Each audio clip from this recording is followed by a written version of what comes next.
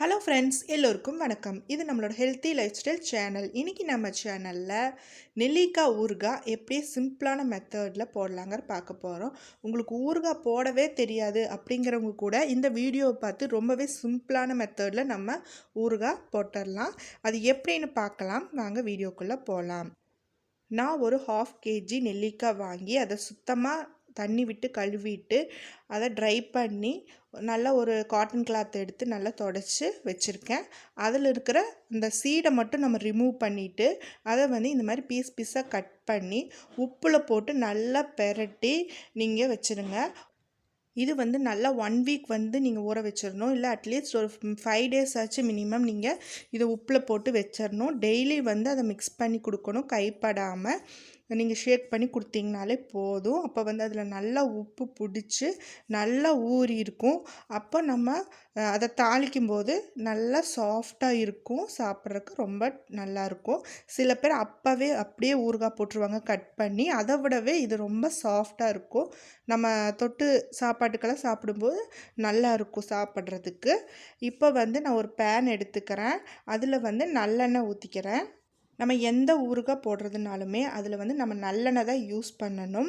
அப்போ தான் அது சீக்கிரம் கெட்டு போகாமல் இருக்கும். ரொம்ப நல்லா இருக்கும். நெக்ஸ்ட்டு பார்த்திங்கன்னா இந்த மாதிரி பிக்கிள் பவுடர் விற்கிறாங்க கடையில். எல்லா ஷாப்லேயுமே இருக்குது அவைலபிளாக. இது நான் ஒரு 100 grams வாங்கியிருக்கேன்.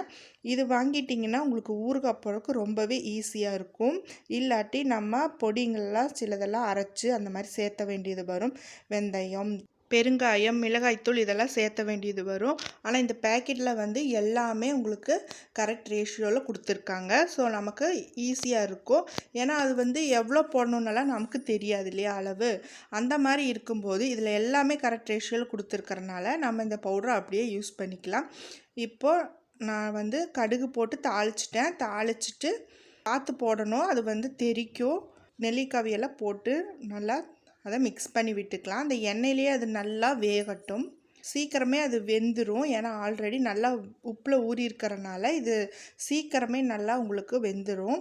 இப்போது இது நல்லா வேகட்டும். ஒரு 5 minutes அப்படியே பெரட்டி கொடுங்க. இது நல்லா வெந்ததுக்கப்புறமா இந்த பவுட்ரு நான் 3/4 packet போடுறேன். இது நீங்கள் அளவு கூட குறைய போட்டுக்கலாம். நான் 1/2 kgக்கு 3/4 packet போடுறேன் 100 gramோடது. இப்போ இதை நல்லா மிக்ஸ் பண்ணி விட்டுக்கலாம். இதில் உப்பு போட தேவையில்லை. ஏன்னா நம்ம ஆல்ரெடி இதை உப்பில் தான் ஊற வச்சுருக்குறோம். அதனால் இதை நல்லா ஒரு 5 minutes நல்லா மிக்ஸ் பண்ணி விட்டு வேக வைக்கலாம்.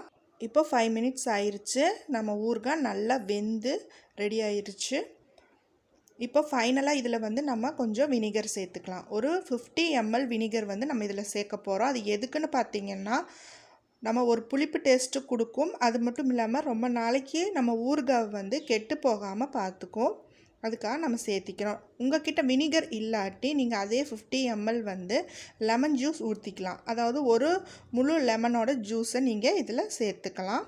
நம்மளோட நெல்லிக்காய் ஊறுகாய் ரொம்பவே சிம்பிளாக நம்ம செஞ்சிட்டோம். ஸோ கண்டிப்பாக ட்ரை பண்ணி பாருங்கள். நம்ம ஸ்கின்னுக்கும் ஹேருக்கும் இது ரொம்பவே நல்லது.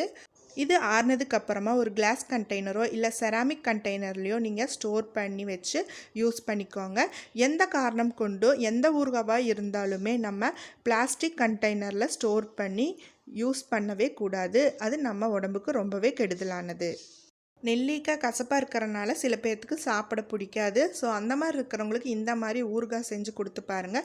ரொம்பவே டேஸ்டியாக சூப்பராக சாப்பிடுவாங்க. எல்லா சாதத்துக்குமே இது ரொம்பவே சூப்பராக இருக்கும்.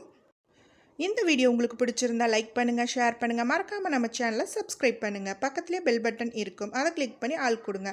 அப்போ தான் நான் போடுற வீடியோஸ் எல்லாமே உங்களுக்கு நோட்டிஃபிகேஷன் வரும். Thank you friends.